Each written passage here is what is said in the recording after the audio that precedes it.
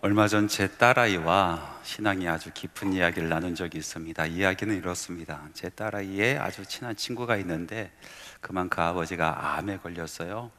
그것도 이제 말기였습니다. 그래서 친구를 위해서 또 친구들이 모여서 함께 그 아버지 낫게 해달라고 정말 간절히 또 열심히 기도를 했더랍니다.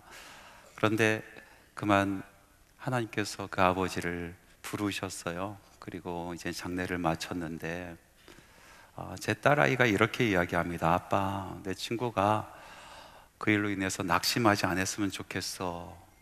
제가 그 얘기를 들으면서 이 아이들이 함께 기도하면서 기도가 이루어지지 않은 것을 두고 마음속에 큰 낙심이 있었구나, 이런 생각을 했습니다. 그래서 제가 위로를 하고 또 말을 이어갔습니다. 그런데 소리야, 믿음의 기도와 기도를 믿는 것은 전혀 다른 거야. 믿음의 기도, 그 믿음의 기도는 믿음으로부터 시작해서 믿음으로 끝난다? 그 믿음의 기도는 하나님을 믿는 기도야. 하나님께서 나와 함께 하시고 하나님께서 나의 기도를 들어주시고 하나님께서 나를 인도하시고 그것도 가장 좋은 것으로 인도하신다라는 그 믿음으로 기도하는 거야. 그래서 그 기도가 맞춰진 뒤에는 믿음이 깊어진단다. 결과에 상관없이 그 기도했었던 시간들이 너무나 소중하고 행복하다라고 하나님께 고백할 수가 있어. 그런데 기도를 믿는 것은 좀 다른 거야. 그것은 상황이 바뀌기를 원하는 그 소원에서 오는 그런 기도야. 그래서 이것은 기도의 결과, 그 상황의 결과에 따라서 하나님께 감사할 수도 있고 또 낙심할 수도 있게 되는 거야. 제가 그렇게 설명을 해 주었습니다. 그랬더니 제 딸아이가 이번에는 이렇게 물어봅니다. 그럼 기도를 굳이 하지 않아도 되잖아. 하나님만 믿고 하나님께 맡기면 되는 거 아니야? 이렇게 이야기를 하더라고요. 그래서 아니, 기도를 더 해야지. 아니, 기도를 더 할 수밖에 없지. 하나님을 믿고 하나님께 맡길 수 있는 사람은 그 믿음으로 말미암아 기도의 자리로 초대된다. 기도를 할 수밖에 없지. 하나님께서 기도하시기를 원하시고 또 하나님께서 기도하는 사람들과 함께 하시는데 그 기도를 통해서 하나님을 더욱더 알아가고 하나님 뜻도 알아가는 거야. 제가 그렇게 설명을 해 주었습니다. 여러분, 우리 신앙생활 속에서 어떤 분들은 조금 어긋난 그런 신앙을 가지고 있는 분이 계십니다. 하나님을 믿어요. 하나님께서 천지를 창조하신 것도 믿습니다.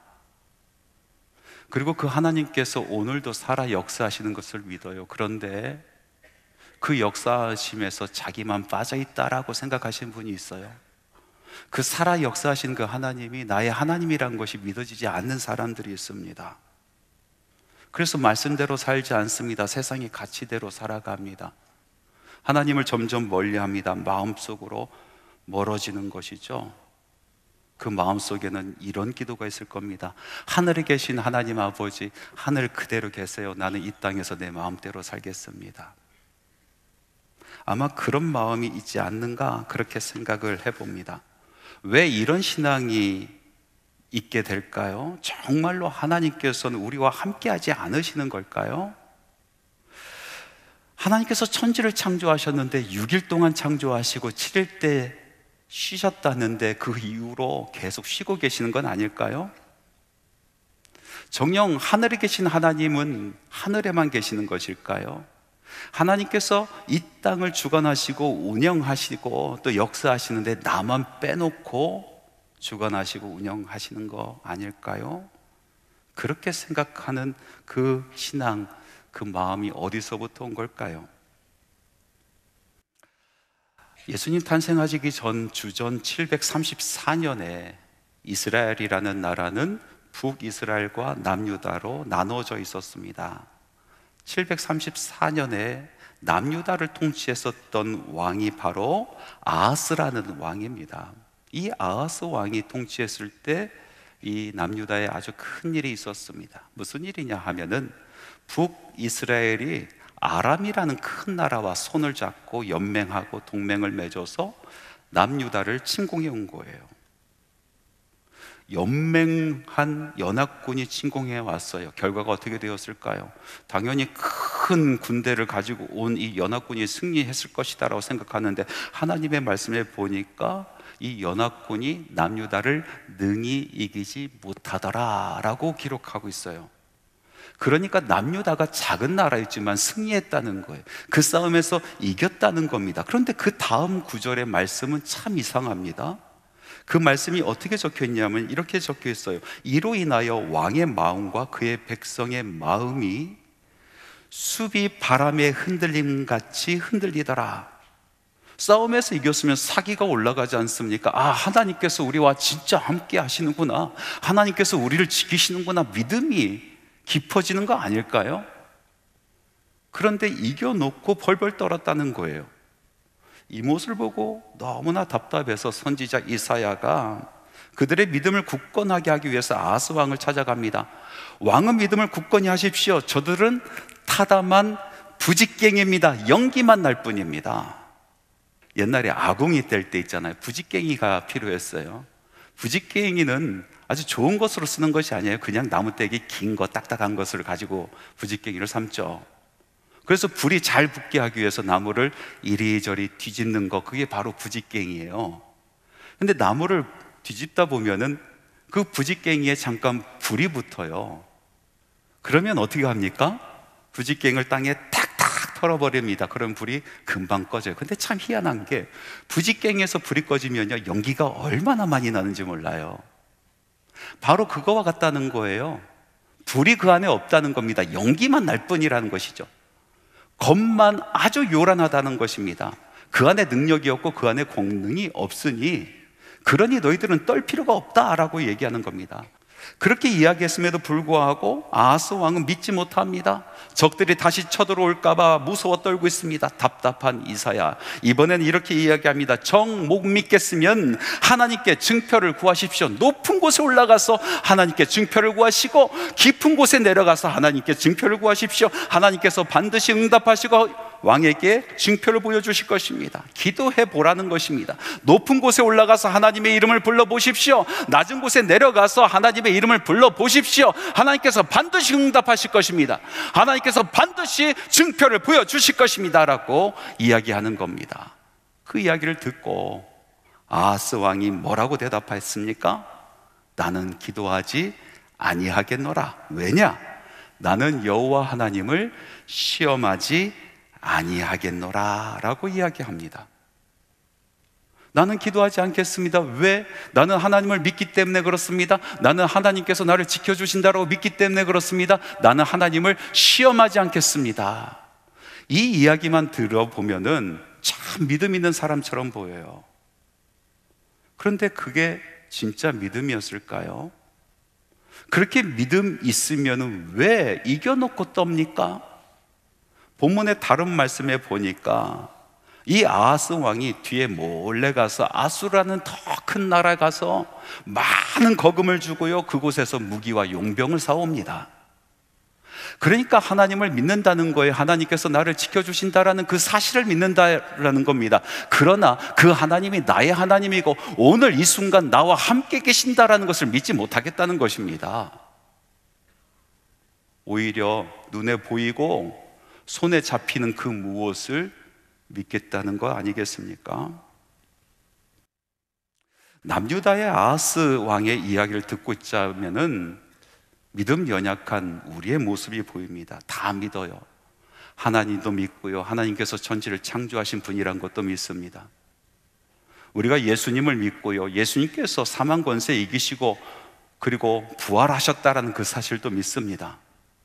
우리는 하나님의 말씀을 믿습니다. 그리고 그 말씀이 살아있는 말씀이고 능력 있는 말씀, 권능에 있는 말씀이라는 것을 다 믿어요. 그러나 딱 한 가지 믿지 못하는 것이 있어요. 바로 그 하나님이 나의 하나님, 바로 그 하나님, 지금 여기 나와 함께 하시는 하나님, 바로 그 하나님이 나의 기도를 들으시고 나에게 응답하시고 나의 인생을 들어 역사하시는 하나님이라는 그 사실이 믿어지지 않는 겁니다. 그래서 이겨놓고 벌벌 떱니다. 연기만 보고도 벌벌 떠는 거 아니겠습니까? 입으로는 고백합니다. 내가 어떻게 감히 하나님을 시험할 수 있겠느냐? 나는 그래서 기도하지 않겠노라. 그렇게 기도하지 않으면서 세상에서 나를 도와줄 것이 무엇이 있는가? 이곳저곳 어슬렁거리며 기웃거리는 우리의 모습, 그런 모습이 보이지 않습니까? 이런 신앙의 결과가 어떻습니까? 그 믿음이 자라나지 않는 겁니다. 하나님께서 역사하심을 경험하지 못하는 믿음은 자라나지 않습니다. 하나님께서 살아계셔서 나의 삶을 들어 쓰시고 하나님께서 나의 기도를 들어주시는 그 역사하심을 경험하지 못하는 그 믿음은 재미없는 믿음이 되어버립니다. 예배가 재미없어요. 찬양이 재미없어요. 무의미합니다. 하나님 앞에 가까이 나가 기도하는 것이 아무런 의미가 없다라고 생각이 드는 겁니다. 그래서 자신의 삶에서 하나님과 점점 멀어집니다. 하나님 도움 없이도 나는 살 수 있다라고 생각합니다. 결국 하나님 하늘에 계십시오. 내 인생 내가 이 땅에서 잘 꾸리겠습니다. 참 멋없는 인생, 맛없는 신앙입니다. 이왕 예수 믿는 거라면 제대로 믿어야 되지 않겠습니까? 그러면 어떻게 해야 됩니까? 살아계신 하나님, 역사하신 하나님, 우리를 이끄시고 주관하신 하나님, 나의 기도를 들으시고 응답하시는 바로 그 하나님, 임마누엘, 나와 함께 하시는 하나님을 경험할 수 있는 방법은 무엇입니까? 오늘 성경에 보니까 두 가지 아주 중요한 사실을 우리에게 알려주고 있습니다. 첫 번째는 임마누엘 하나님을 경험하기 위해서는 부르짖으라라고 말씀하고 계시고, 그 임마누엘 하나님의 역사하심을 경험하기 위해서는 순종하라라고 말씀해 주십니다. 이 두 가지, 부르짖는 것과 순종하는 것, 이것을 통해서 하나님께서 역사하시고 이것을 통해서 하나님께서 나의 삶을 들어 쓰시기 시작하는 것입니다. 가만히 보면 부르짖는 것과 또 하나님께 순종하는 것은 암울한 현실, 무능력한 나의 삶, 무기력한 나의 삶에서 우리를 꺼내주는 생명의 줄과 같은 것입니다. 심리학 용어 중에 크랩 멘탈리티라는 그런 용어가 있어요. 크랩 멘탈리티. 무슨 뜻을 가지고 있냐면요, 내가 이 상황을 벗어나고 조금 더 발전하고 또 조금 더 성공하는 것을 시기하는 사람들이 많이 있다는 거예요. 주변 사람들이. 그래서 우리의 발목을 그 사람들이 잡는다. 항상 적은 가까이 있습니다. 여러분, 어부가 꽃게를 잡습니다. 꽃게를 많이 잡아서 줄로 매달아 놓는 것이 아니라 큰 바구니에 담아놔요. 그리고 뚜껑을 덮지 않습니다. 우리가 생각할 때 뚜껑 덮지 않냐면 개들이 슬금슬금 빠져나가서 다 도망가지 않을까 이렇게 생각을 하죠. 그런데 그렇지 않답니다. 개가요, 뚜껑 덮지 않았으니까 이제 빠져나가려고 살금살금 올라가면 그 옆에 있는 놈이 다리를 콱 물어버린대요. 또 여기서 또 빠져나가려고 살금살금 나가면 또 다른 개가 다리를 꽉 물어버린대요. 밤새도록 서로 물고 무는 거예요. 그래서 밤새도록 한 마리도 나가지 않고 개가 서로 다리를 물어 한 큰 덩어리가 돼 있답니다. 그래서 크랩 멘탈리티라고 이름을 붙이는 거예요. 이 암울한 현실에서, 이 무능력한 이 삶 속에서 우리를 빠져나가지 못하게 하는 여러 가지 요소들이 있습니다. 친구들이 될 수가 있고, 심지어는 가족이 될 수도 있습니다. 게으름이 될 수 있고, 연약한 믿음이 될 수도 있습니다. 안 좋은 상황이 될 수 있습니다. 이 모든 것이 우리를 빠져나가지 못하도록, 이 무기력에서 벗어나지 못하도록 우리를 붙들어 버리는 것입니다. 어떻게 하면 이곳에서 빠져나갈 수 있을까요? 어떻게 하면 우리가 구원받을 수 있습니까? 외부의 도움이 필요한 것입니다. 내게 힘이 없고 상황이 너무나 무거워서 내가 꼼짝달싹하지 못할 때에 외부의 힘이 필요한 것입니다. 구원의 손길이 필요한 것입니다. 나를 번쩍 들어 옮겨줄 수 있는 강력한 손이 필요한 것입니다. 그래서 우리는 부르짖는 것입니다. 그래서 우리는 하나님의 이름을 부르는 것입니다. 하나님, 나를 구원하여 주시옵소서. 하나님, 나의 손을 붙잡아 주시옵소서. 우리는 간절히 하나님께 부르짖는 겁니다. 그 음성을 들으시고 하나님이 우리를 붙잡으십니다. 우리의 인생을 붙잡아 주십니다. 그때부터는 우리는 순종하는 거예요. 발버둥 치지 않고 하나님께서 나를 구원해 주신다는 것을 강하게 믿고 순종하며 나아가는 것입니다. 먼저 부르짖으라 하였습니다. 선지자 이사야가 두려워 떠는 아하스에게 말한 것처럼 깊은 곳에 올라가서 하나님을 찾아보십시오. 높은 곳에 올라가서 하나님의 이름을 불러보십시오. 하나님께서 반드시 응답하십니다. 반드시 증표를 보여주실 것입니다. 부르짖는 자를 만나 주실 것입니다. 부르짖는 자에게 힘을 주실 것입니다. 구원의 손을 펼쳐 주실 것입니다. 여러분, 고아의 아버지 조지 뮬러라는 사람이 있습니다. 아주 유명한 사람이죠. 3만 번 기도 응답을 받은 사람이라고 우리가 알고 있어요. 이 뮬러가 고아원을 운영할 때, 처음 시작할 때에 주머니에 있었던 돈이 2펜스였어요. 그리고 그가 60년 동안 10,000명의 고아 아이들을 길러내요. 그래서 우리는 그를 고아의 아버지라고 부르지 않습니까? 기적과 같은 일 아닙니까? 2펜스로 그 사역을 감당해낸단 말이죠.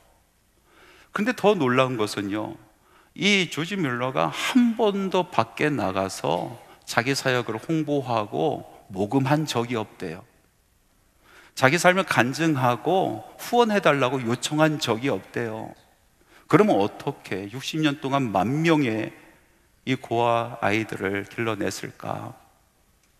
기도의 자리에 간 거예요. 기도에 목숨 걸었습니다. 끈질기게 기도했어요. 그 고아원을 운영하면서 수도 없이 많은 일들이 있었을 거 아닙니까? 그때마다 하나님의 이름을 부른 거예요. 부르짖었어요. 그리고 기도 노트를 만들어서 그곳에 기도의 제목을 써 내려갑니다. 그리고 그것이 응답되었을 때 응답됨이라고 옆에 써놓고 감사의 기도를 옆에다 적어 놓았어요. 이 조지 뮬러가 하나님의 부르심을 받고 친구들이 함께 모여서 장례를 치르고 나서 그의 유품을 정리하면서 이 기도 노트를 발견합니다. 3,000페이지 이상의 노트, 빼곡하게 기도의 제목이 적혀 있는 그 노트를 발견해요. 그리고 옆에 응답됨 하고 감사의 기도를 써놓은 것을 숫자로 세어보니 3만 번이 넘은 거예요. 그래서 우리는 이 조지 뮬러를 고아의 아버지라고 부르면서 또 Great Man of Prayer, 위대한 기도자라고 부릅니다. 상황이 너무나 열악합니다. 힘은 없습니다. 할 수 있는 것이 없어요. 도움이 없습니다. 하나님 앞에 나간 거예요. 무릎으로 기도하며 하나님의 이름을 불렀어요. 그때마다 하나님께서 그를 들어 쓰시는 겁니다. 놀라운 역사가 그의 삶 가운데 펼쳐지기 시작한 겁니다. 하나님께 부르짖어 보시기 바랍니다. 응답이 있습니다.